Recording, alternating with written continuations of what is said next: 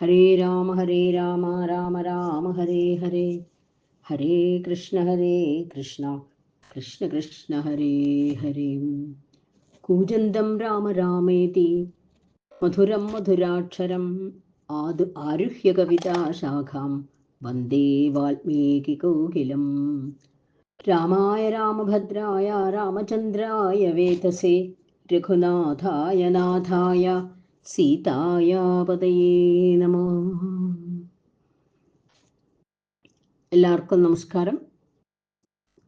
യുദ്ധകാണ്ഡത്തിലെ 92-ാം സർഗാണ് വ്യാഖ്യാനം പറയുന്നത്. ഇന്ദ്രജേതാവായ ഇന്ദ്രജിത്തും ലക്ഷ്മണനും തമ്മിൽ 3 ദിവസം അതിഗംഭീരമായ പോരാട്ടം നടത്തി.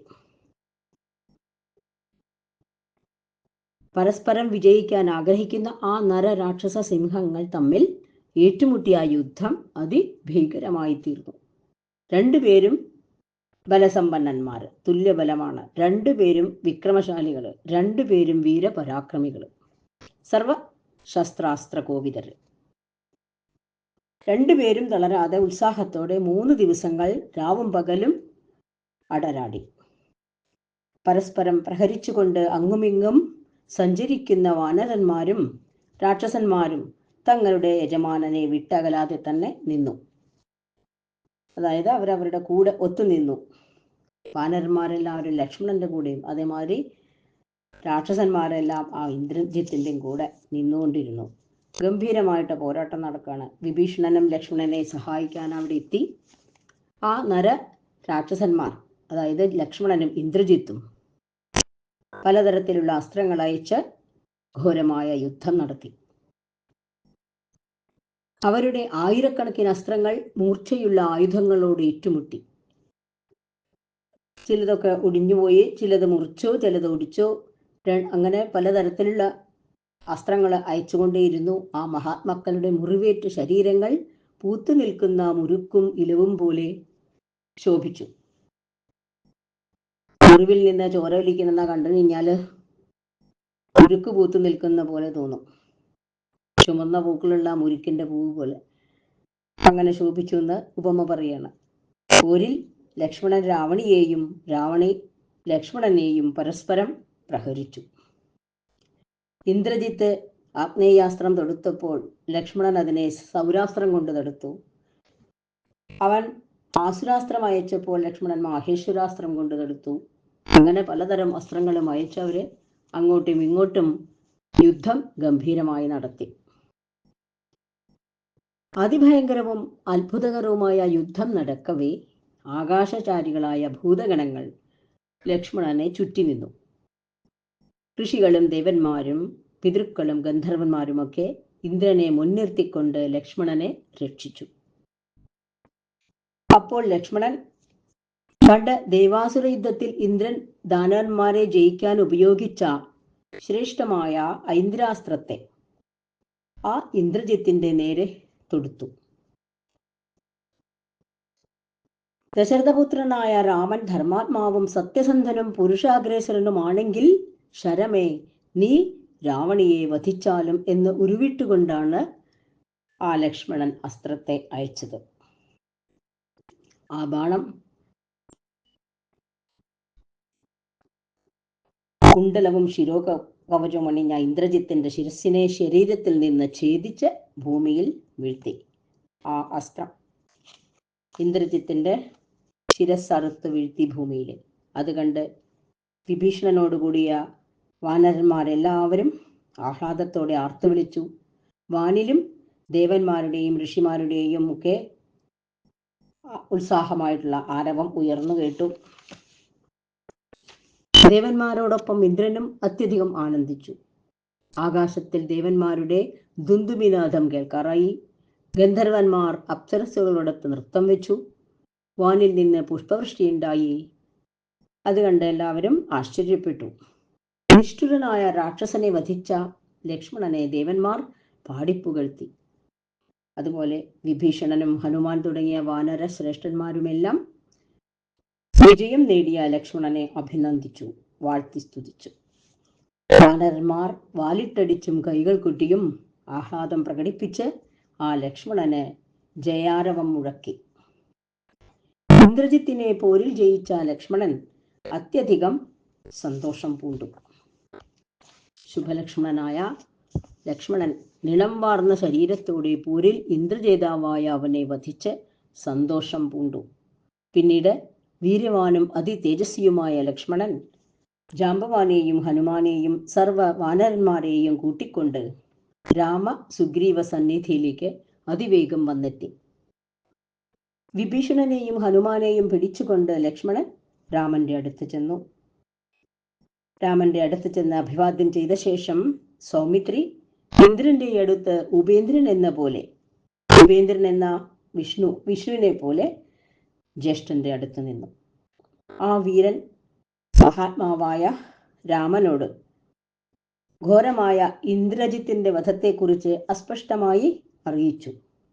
ലക്ഷ്മണന് സ്പഷ്ടമായിട്ട് സംസാരിക്കാൻ പോലും വിഷമമായിരുന്നു. സന്തോഷം കൊണ്ടാവാം, തളർച്ച കൊണ്ടാകാം. എന്തായാലും വിഭീഷണനാണ് രാമനെ അറിയിച്ചു. മഹാത്മാവായ ലക്ഷ്മണൻ രാവണിയുടെ ശിരസ് ഛേദിച്ച വൃത്താന്തം സന്തുഷ്ടനായി വിഭീഷണനാണ് രാമനെ അറിയിച്ചത്. ആ വാർത്ത കേട്ട് ഭഗവാൻ ശ്രീരാമനും വളരെ സന്തോഷം പൂണ്ടു. പിന്നെ ഇങ്ങനെ പറയാണ് ലക്ഷ്മണനോട്, ലക്ഷ്മണ, നന്നായി, ഞാൻ സന്തുഷ്ടനായി. പുണ്യകർമ്മമാണ് നീ ചെയ്തത്. ഇപ്പോൾ രാവണിയുടെ നാശം കൊണ്ട് വിജയം വരിച്ചിരിക്കുന്നുവെന്ന് ധരിച്ചോളൂ. ആ രാവണിയായ ഇന്ദ്രജിത്ത് മരിച്ചതുകൊണ്ട് നമുക്ക് വിജയം നേടിയെന്ന് സങ്കല്പിച്ചുകൊള്ളൂ എന്ന് പറയാണ് ശ്രീരാമൻ. വീര്യവാനായ രാമൻ ലക്ഷ്മണന്റെ ശിരസിൽ മുകർന്ന ശേഷം അവനെ പിടിച്ച് സ്നേഹത്തോടെ മടിയിലേറ്റി മാറോടണച്ച് പുൽകിക്കൊണ്ട് സ്നേഹമുള്ള ആ സഹോദരനെ വീണ്ടും വീണ്ടും കടാക്ഷിച്ചു.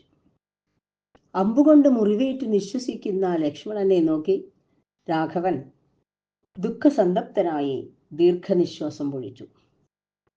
ലക്ഷ്മണൻ വളരെ പരവശനായിരുന്നു. ശരീരത്തിൽ അനവധി മുറിവുകൾ ഏറ്റിട്ടുണ്ട്. 3 ദിവസം നിന്ന് പോരാടിക്കൊണ്ടുള്ള തളർച്ചയുണ്ട്. ആ ലക്ഷ്മണനെ കണ്ട് ശ്രീരാമനും അത്യന്തികം ദുഃഖിച്ചു, കഷ്ടം തോന്നി. വീണ്ടും മൂർധാവിൽ മുകർന്ന് വാത്സല്യത്തോടുകൂടി തലോടിക്കൊണ്ട് ആ നരശ്രേഷ്ഠൻ സൗമിത്രിയെ ആശ്വസിപ്പിച്ചുകൊണ്ട് ഇങ്ങനെ പറഞ്ഞു, ദുഷ്കരമായ ഈ കർമ്മം കൊണ്ട് നീ ഏറ്റവും മംഗളകരമായ കർമ്മം ചെയ്തു. ഇന്ന് പോരിൽ പുത്രൻ വധിക്കപ്പെട്ടപ്പോൾ രാവണനും കൊല്ലപ്പെട്ടു എന്ന് ഞാൻ കരുതുന്നു. പുത്രൻ മരിച്ച ദുഃഖം കൊണ്ട് രാവണനും മരിച്ചു എന്ന് തീർച്ചയാക്കാം. ഇന്ദ്രജിത്തായിരുന്നു രാവണന്റെ വിജയം ശക്തി. പുത്രൻ മരിച്ചു കഴിഞ്ഞപ്പോൾ രാവണൻ മരിച്ചു എന്ന് ഉറപ്പിച്ചോളൂ. ഇനി രാവണനെ കൊണ്ടൊന്നും ആവില്ല എന്ന് പറയാ. ദുരാത്മാവായ ആ ശത്രു വധിക്കപ്പെട്ടപ്പോൾ ഇന്ന് ഞാൻ വിജയിയായി. വീര, നീ പോരിൽ നൃശംസനായ രാവണന്റെ വലത്തുകൈ വെട്ടിക്കളഞ്ഞു. ഇവനായിരുന്നല്ലോ അയാൾക്ക് ആശ്രയം. വിഭീഷണനും ഹനുമാനും പോരിൽ മഹത്തായ കാര്യമാണ് നിറവേറ്റിയത്. അവരും കൂടെ നിന്ന് വളരെ പൊരുതിയിരുന്നു. 3 ദിവസം ലക്ഷ്മണനോടൊത്ത് ഈ വാനരന്മാര് എല്ലാവരും ഉണ്ടായിരുന്നു. 3 രാപ്പകലുകൾ കൊണ്ട് ആ വീരൻ വളരെ പാടുപെട്ടാണ് വീഴ്ത്തപ്പെട്ടത് ഭൂമിയിൽ. അത്ര വീര്യവാനായിരുന്നു ആ ഇന്ദ്രജിത്ത്. വളരെ കഷ്ടപ്പെട്ടാണ് 3 ദിവസം നിന്ന് യുദ്ധം ചെയ്തിട്ടാണ് അവസാനം ഐന്ദ്രാസ്ത്രം എഴുത് ലക്ഷ്മണനെ വീഴ്ത്തിയത്. ലക്ഷ്മണൻ ഇന്ദ്രജിത്തിനെ വീഴ്ത്തിയത്.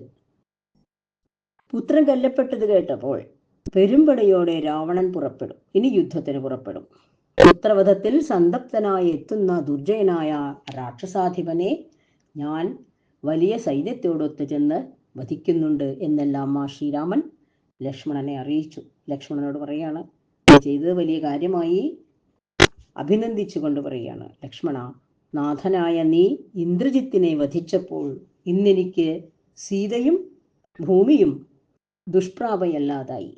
അതായത് പ്രാപിക്കാൻ സാധിക്കും. ഇനി ഞാൻ സീതയെയും നേടി ഭൂമിയും നേടി എന്ന് പറയാണ്. രാഘവൻ വീണ്ടും അനുജനെ ആശ്വസിപ്പിച്ച് ആലിംഗനം ചെയ്ത് പിന്നെ സന്തോഷത്തോടുകൂടി സുഷേണനെ വിളിച്ചിങ്ങനെ പറഞ്ഞു. സുഷേണൻ എന്ന് പറയുന്നത് വളരെ പ്രായമുള്ള ഒരു വാനര ശ്രേഷ്ഠനാണ്, യൂഥവനാണ്, വാനരന്മാരുടെ സൈന്യാധിപനാണ്, ഒരു യൂഥത്തിൻ്റെ നാഥനാണ്. 1,00,000 സൈന്യങ്ങൾ അദ്ദേഹത്തിൻ്റെ കൂടെയുണ്ട്. അതുമാത്രമല്ല, സുഗ്രീവന്റെ ശ്വശുരനും താരയുടെ പിതാവുമാണ്. അതുമാത്രമല്ല, നല്ലൊരു വൈദ്യൻ കൂടിയാണ്. അങ്ങനെയാണ് മഹാപ്രാജ്ഞ എന്ന് സംബോധന ചെയ്തിട്ടാണ് പറയുന്നത്. മിത്രവത്സരനായ ഈ സൗമിത്രി വ്രണിതനായിരിക്കുന്നു. ഇവൻ സ്വാസ്ഥ്യം നേടാൻ വേണ്ട ശുശ്രൂഷ നീ വേഗം ചെയ്യണം എന്നാ സുഷേണനെ അറിയിച്ചു ശ്രീരാമൻ. അതുപോലെ വിഭീഷണനെയും സൗമിത്രിയെയും വേഗം സുഖപ്പെടുത്തണം. അത് തന്നെയല്ല, വൃക്ഷവാനര സൈന്യങ്ങളിലുള്ള മുറിവേറ്റ എല്ലാവർക്കും വേണ്ട ശുശ്രൂഷ ചെയ്യണം. അവർക്ക് മുറിവ് ഉണങ്ങ വേണ്ട വിധത്തിലുള്ള ഔഷധങ്ങളെല്ലാം നൽകി ചികിത്സ ചെയ്യണമെന്ന് സുഷേണനെ നിയോഗിച്ചു ശ്രീരാമൻ. രാമൻ ഇങ്ങനെ പറഞ്ഞപ്പോൾ മഹാത്മാവും ഹരിയൂഥവനുമായ സുഷേണൻ സിദ്ധൌഷധം, ഒരു മഹാ-ഔഷധം ലക്ഷ്മണന് നസ്യമായി കൊടുത്തു. രസിക്കാൻ വേണ്ടിയിട്ടൊരു നസ്യം ചെയ്യാൻ വേണ്ടിയിട്ടൊരു ഔഷധം നൽകി. അതായത് ഘ്രാണിക്കുക, അപ്പം തന്നെ അസുഖം മാറും. അങ്ങനെയുള്ള കുറേ മരുന്നുകളുടെ പേരൊക്കെ നമ്മൾ ആദ്യം കേട്ടതാണല്ലോ. സന്താനകരണി, മൃതസഞ്ജീവിനി, വിശല്യകരണി എന്നൊക്കെ പറഞ്ഞുള്ള ആ മരുന്നുകൾ സിദ്ധൌഷധങ്ങളാണ്. അതിൻ്റെ ഗന്ധമേറ്റപ്പോൾ തന്നെ ആ ലക്ഷ്മണൻ്റെ പരുക്കെല്ലാം മാറി, വേദനയും മാറി, വ്രണമൊക്കെ ഉണങ്ങിക്കഴിഞ്ഞു എന്ന് പറയണത്. രാമൻ്റെ ആജ്ഞ അനുസരിച്ച് ആ സുഭീഷണൻ വിഭീഷണാദികളായ സുഹൃത്തുക്കൾക്കും സർവ വാനര മുഖ്യന്മാർക്കും വേണ്ട ചികിത്സ ചെയ്തു. ലക്ഷ്മണൻ ക്ഷണനേരം കൊണ്ട് പരുക്ക് നീങ്ങി ക്ഷീണമകന്ന് സ്വസ്ഥത നേടി ആശ്വാസം പൂണ്ടു. സന്തോഷിച്ചു ലക്ഷ്മണൻ. പെട്ടെന്ന് അസുഖം മാറിയതുകൊണ്ട് അദ്ദേഹം വലിയ സന്തോഷമായി, ക്ഷീണവും മാറി. രാമനും വാനര രാജാവും വിഭീഷണനും വീര്യവാനായ ഋക്ഷരാജാവും, അതായത് ജാമ്പവാൻ, സൈന്യങ്ങളോടൊത്ത് രോഗമുക്തനായി എഴുന്നേറ്റ ലക്ഷ്മണനെ കണ്ട് വളരെയേറെ സന്തോഷിച്ചു. മഹാത്മാവായ ദാശരഥി ലക്ഷ്മണന്റെ മഹത്തായ കർമ്മത്തെ ഏറെ പുകഴ്ത്തി. യുദ്ധത്തിൽ ഇന്ദ്രജിത്തിനെ വധിച്ചു കേട്ട വാനര വീരന്മാരും അത്യന്തം സന്തുഷ്ടരായി. വാനന്മാർക്കും എല്ലാവർക്കും സന്തോഷമായി, ദേവന്മാർക്കും സന്തോഷമായി, നാട്ടിലെല്ലാവർക്കും സന്തോഷമായി, ഭൂമിയെല്ലാം സന്തുഷ്ടയായി. അങ്ങനെയുള്ള ഒരവസ്ഥയാണ് ഇന്ദ്രജിത്ത് വീണു കഴിഞ്ഞപ്പോൾ. ഇനി അടുത്തതാണ് രാവണന്റെ യുദ്ധത്തിനുള്ള വരവൊക്കെ ഇനിയായിരിക്കും.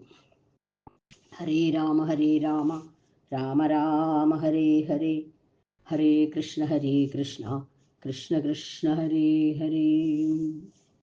യത്ര യത്ര രഘുനാഥ കീർത്തനം തത്ര തത്ര കൃതമസ്തകാഞ്ജലിം ബാഷ്പവാരി പരിപൂർണലോചനം മാരുതിം നമത രാക്ഷസാന്തകം. ഹരേ രാമ രാമ രാമ ഹരേ ഹരേ, ഹരേ കൃഷ്ണ കൃഷ്ണ കൃഷ്ണ ഹരേ ഹരേ. സ്വസ്തി പ്രജാഭ്യാം പരിപാലയന്താ ന്യായേന മാർഗേണ മഹിം മഹീഷ, ഗോബ്രാഹ്മണേഭ്യഃ ശുഭമസ്തു നിത്യം, ലോകാ സമസ്താ സുഖിനോ ഭവന്തു, ലോകാ സമസ്താ സുഖിനോ ഭവന്തു, ലോകാ സമസ്താ സുഖിനോ ഭവന്തു. ഓം ശാന്തി ശാന്തി ശാന്തി. കായേന വാചാ മനസേന്ദ്രിയേർവാ ബുദ്ധ്യാത്മനാ വാ പ്രകൃതിസ്വഭാവാൽ കരോമി യദ്യൽ സകലം പരസ്മൈ നാരായണായേതി സമർപ്പയാമി. സർവം നാരായണായേതി സമർപ്പയാമി. ശ്രീകൃഷ്ണാർപ്പണമസ്തു, ശ്രീജഗദംബാർപ്പണമസ്തു. ഓം ശ്രീ ഗുരുഭ്യോ നമഃ. ഹരി ഓം തത്സത്.